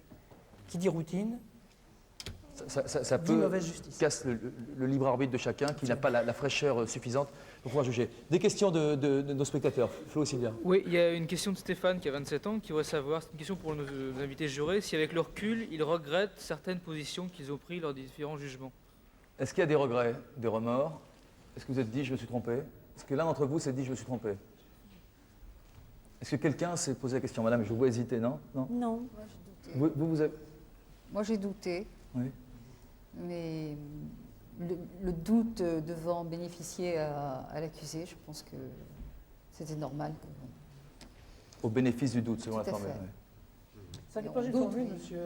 Ça n'est pas une formule? Ah ben j'ai déjà lu pourtant. Oui, eh bien, vous ne l'avez jamais entendu dans une cour d'assises parce que lorsque quelqu'un est acquitté... Non, en correctionnel, je crois. Oui, d'accord. Pour l'accès au bénéfice du doute, mais vous n'avez pas à motiver au niveau de la cour d'assises la décision. Et lorsque quelqu'un est acquitté, on n'a pas à savoir s'il est acquitté parce que la majorité, ou du moins une minorité, mais de poids, a considéré qu'il n'était pas coupable, ou qu'au contraire, il s'agit seulement... Est-ce que c'est un bien, ça, de ne pas avoir à s'expliquer, à motiver la décision qui a été prise? C'est quoi? C'est une protection de la liberté? Oui, je pense, et il est difficile aussi de demander à 12 personnes de motiver leur décision, puisque ça s'inscrit dans un... Mais est-ce que c'est pas un peu court, l'intime conviction, je veux dire, sans étayer? Qui me racontait cette histoire en préparant cette émission, qu'une femme avait dit je pense qu'il est coupable. Pourquoi? C'est mon intuition. Et le président lui a dit ça ne suffit pas. Voilà. Qui a vécu cette histoire-là? C'est vous? Oui. Oui, le président a fait son travail en expliquant ce qu'est une intime conviction. Une intime conviction, ce n'est pas seulement le fait de se dire il a une tête qui ne me revient pas, donc il a une tête de coupable. C'est de se dire quels sont les éléments que j'ai dans le dossier. Est-ce qu'indépendamment de ses aveux, car il peut y en avoir, même quand il y a des aveux, on doit se poser la question de la culpabilité. Une autre question Il y a une question d'André qui a 34 ans pour M. Dumal, puis on se place d'un autre point de vue. Est-ce qu'après avoir entendu le point de vue et l'expérience de nos invités jurés, les difficultés, les cas de conscience qu'ils ont manifestement rencontrés, est-ce que ça a modifié son sentiment par rapport à la justice? Et est-ce qu'il ne regrette pas ce qu'il a dit un petit peu au début où il a été assez sévère? J'ai pas été sévère, je regrette rien. J'ai pas été sévère. C'est-à-dire qu'en aucune façon, votre point de vue, sur une espèce de regard un peu monolithique de la justice dans son ensemble, dire le jury, le président, les deux assesseurs, tout ça est déjà en fait joué d'avance, quoi. Bah ouais, moi c'est ce que je pense, oui. Et que vous pensez toujours? Ah bah oui. Oui, je pense que oui. Oui. Ça n'a pas changé son point Non, de vue. ça bouge pas. Voilà, c'est tout. Merci. On va faire entrer Pierre Bénichou, donc, qui suivait cette émission depuis le début, pour nous dire ce que lui en a retenu, pour savoir si lui a changé quelque peu d'opinion. Pierre, je vais vous aider. Attention, cascade. Oui, je suis sur la mauvaise pente. Là. Ouais. Celle-ci est descendante, attention. C'est mauvaise. Un coup de main? Non, ça va. Merci. Après. Un petit saut de cabri et vous y êtes. Voilà. On vous écoute, monsieur Bénichou. Je rappelle que vous êtes directeur adjoint de la rédaction du Nouvel Observateur. Oui. Alors, vous avez dit tellement de choses juste que je suis un peu malvenu à faire un commentaire là-dessus. Enfin, la chose qui m'apparaît le plus fortement, c'est que vous avez tous une gravité quand vous parlez de cette expérience qui justifierait à elle seule l'existence des jurys populaires. Et je ne crois pas qu'on puisse vraiment la mettre en cause. Mais avant cette émission, vous, comme tous ceux qui ont plus de 23 ans inscrits sur les secteurs, etc., ont leur droit civique, vous pouvez à tout moment être appelé à devenir juré. Est-ce que le fait d'avoir entendu des expériences, j'ai trouvé, enfin je ne sais pas ce que vous en pensez, mais le discours de nos invités extrêmement feutré, réservé. Non, grave, je le répète, grave, je n'ai pas d'autres adjectifs à ma disposition, parce que c'est vrai que moi j'ai toujours pensé, comme tout le monde, si j'étais juré, qu'est-ce que je ferais? Alors quand on est très jeune, on dit bon, j'acquitterai tout le monde parce que pas de raison, qu'est-ce que je suis pour mettre quelqu'un en prison pendant 10 ans. Bon, beaucoup de gens se disent ça. Et c'est vrai que j'ai même connu des jurés qui étaient allés dans leur premier procès en disant ça, et dès le deuxième, d'ailleurs, c'est extraordinaire ce que vous avez dit. Vous avez dit, oh ça c'est la première fois, alors que vous avez été juré 10 jours dans votre vie, et qu'après le premier jour, vous aviez l'impression, si je vous ai bien entendu, vous aviez l'impression que c'était pratiquement sinon votre métier, du moins votre mission, et que vous l'assumiez pleinement. Qu'après ça, vous étiez, sinon blasé, du moins que vous connaissiez la question. Et ça, c'est une chose inouïe, à quel point on peut prendre son rôle au sérieux, et à quel point cette responsabilité est en chacun de nous. Moi, je trouve que le jury populaire est une chose formidable, parce que c'est vraiment la dernière manifestation de la démocratie, le seul reste du rêve révolutionnaire, et que de se dire quand c'est grave, c'est moi qui juge, c'est une chose que chacun a en soi, et qui est quelque chose qu'aucun président, qu'aucun magistrat aussi chevronné soit-il, ne peut enlever au peuple. J'emploie de grands mots comme ça, mais je crois que c'est vraiment le moment de les employer, parce que c'est quelque chose qui est très important pour la démocratie. En revanche, je crois que tous les excès qui peuvent être commis par les présidents, par les assesseurs, par les magistrats en général, sont beaucoup plus importants que vous ne pouvez le dire ou que vous ne l'ayez vécu. Parce que certains l'ont dit quand même. Non, mais par exemple, il y a un président en ce moment qui fait des ravages dans le sud de la France et qui dit, après, quand les jurés arrivent dans le moment de la délibération, il dit, vous venez d'entendre les avocats. Ça vous a fait pleurer, hein? Eh bien, oubliez ça, c'est son métier. Alors, quand on a des présidents qui disent ça, Monsieur le Président, vous devez savoir qu'il y a des collègues qui sont un peu comme ça, non? Il paraît. Il paraît, bon. Mais maître, vous avez eu affaire aussi à des présidents avec qui vous vous êtes bagarrés. Alors, je sais pas, on n'a pas le temps d'y revenir, mais ça existe. Quoi. Ah ça existe et assez souvent. Bon, là, nous avons un échantillonnage particulièrement, si vous me permettez, sympathique de jurés. Je ne sais pas si... C'est-à-dire qu'on n'a pas réussi, par exemple, à convaincre des gens qui avaient condamné à mort avant 81, les convaincre de venir ici, s'expliquer là-dessus. Oui. C'est vrai mais ça, je le comprends bien.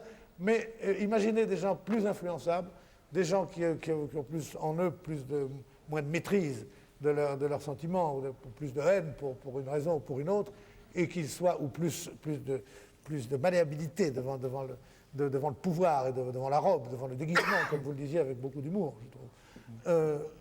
Eh bien, ces gens-là, quand ils sont dans cette salle de délibération et qu'ils ont un président, un chapeau, les deux assesseurs, visage fermé comme ça, est-ce qu'ils vont vraiment pouvoir s'en sortir? Et moi, je serais pour un juré populaire à l'américaine, encore que le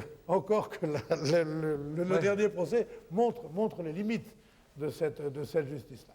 Mais je trouve que c'est peut-être le prix à payer pour ce qu'on dit aux États-Unis, c'est que 2 tiers, si ce n'est 3 quarts de la population pensent qu'O.J. Simpson était coupable, mais que en gros, l'essentiel des Américains, y compris ceux qui le pensent coupable, respectent totalement la décision qui a été prise par le jury. Justice a été rendue. Je vous arrête là, Pierre Bénichou, parce qu'on a vraiment terminé. Là, on est un peu en retard. Je voudrais juste vous dire un mot, parce que la semaine prochaine, il va se passer un truc un peu spécial dans Ça se discute. On va commencer beaucoup plus tôt que prévu, puisque nous aurons un film qui, en fait, démarrera avant notre débat. Ce film, c'est Le Petit Homme. Je ne sais pas si certains d'entre vous l'ont vu, un film de Jodie Foster. Vous l'avez vu, monsieur? Non, personne ne l'a vu. Ce sera une occasion de le regarder sur France 2. C'est un très joli film. C'est la première fois qu'il est diffusé en clair. Il a déjà été diffusé sur Canal+. Premier film de l'actrice Jodie Foster, qui est donc une maman moyenne, si on peut dire, ça veut dire encore quelque chose, qui a un fils qui est un petit génie, et elle a toutes les difficultés du monde à rester en contact avec son fils et à faire en sorte que cet enfant trouve véritablement une place pour pouvoir s'épanouir à sa vitesse. Ensuite, nous ferons un débat après cette petite merveille. Est-ce que les génies en herbe, pour leur bonheur, doivent être mis dans des établissements spécialisés? Est-ce que globalement, les parents doivent se couper de leurs enfants quand ils ne sont plus à la hauteur? Est-ce que les enfants doivent être poussés à donner le maximum de leurs possibilités, au contraire, rester dans l'ensemble de ceux qui sont autour d'eux pour ne pas perdre le contact avec la vie et la société? Enfin, ce sera le thème de notre débat, donc la semaine prochaine, début de la soirée, 20h45, et on terminera aux alentours de minuit. Florian. Oui, c'est Sylvia en fait. Sylvia. Je vous rappelle que pour assister à l'émission, vous pouvez nous téléphoner au 16 1 47 63 43 23. Je répète, 47 63 43 23, il n'est pas évident celui-là. Ou le 36 15, code France 2, à franc 26, 29 la minute. 29, ça a augmenté, c'était 27 il y a encore quelques temps. Bah ouais, mais bon, tout augmente, vous savez. Très bien. Merci d'avoir été avec nous en tout cas, et c'était très intéressant de vous écouter. On s'identifie forcément naturellement en vous, et on comprend mieux, je pense, la difficulté de votre tâche. Merci Président, merci Maître, merci Jacques, et merci à tous nos invités, à vous Pierre Bénichou. Et merci à Paul Lefebvre également. Bonsoir à vous tous. Merci.